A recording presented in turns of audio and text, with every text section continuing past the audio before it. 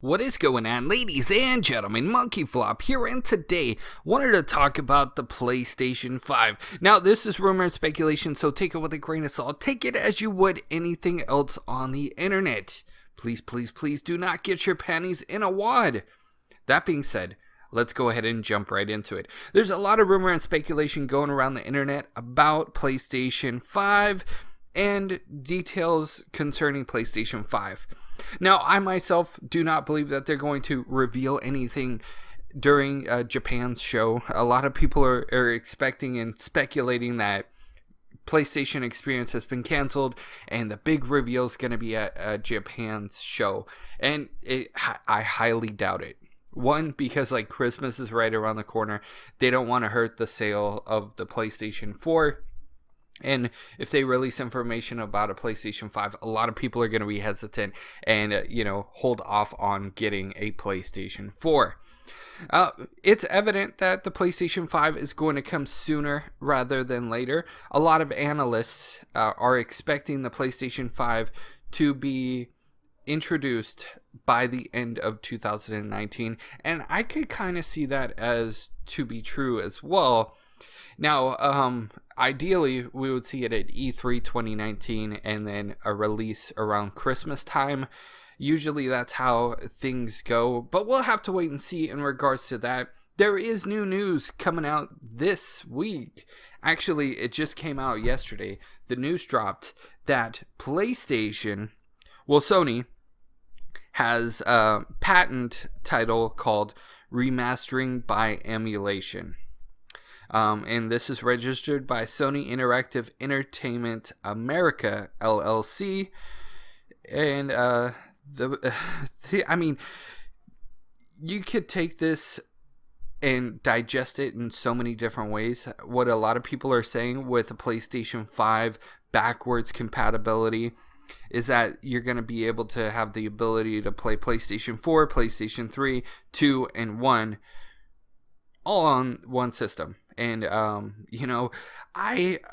it would be awesome. Don't get me wrong. I would love it. But how much would the PlayStation 5 be if it had backwards compatibility for all of those games? Now, not to say that this is not true, because, that's something that a lot of gamers want, is backwards compatibility. Something that looks a little bit more realistic is backwards compatibility with PlayStation 4 titles, especially if you're releasing a brand new console and the library is not that big. When PlayStation 4 got released, they gave you an option to transfer your PlayStation 3 games to your PlayStation 4 for a small fee. I remember doing that with a couple of games where I think it was like $10 and you can upgrade your PlayStation 3 version to the PlayStation 4, all the game saves and everything transferred over. Because, when the PlayStation 4 just got released, you had a lot of people that purchased a lot of PlayStation 3 titles recently, and, the PlayStation 4 games library wasn't that big. So it kind of makes sense, if they do backwards compatibility with the PlayStation 4. I want a cost-effective machine. I want something that's going to run beautifully and not have too many hiccups.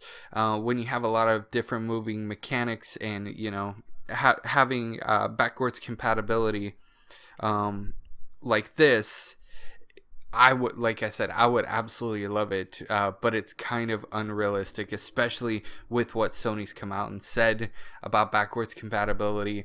And, I don't know if you guys remember, but on the PlayStation 3 days, they had backwards compatibility on select models, and they tested it out, and they found out that not too many people actually use the backwards compatibility functionality, and a lot of people actually went with the cheaper price, which didn't have backwards compatibility. So even though you and I and a lot of other people would absolutely love backwards compatibility and kind of pee our pants if it actually came to the PlayStation 5, going as far back as being able to play PlayStation 1 games, I don't know.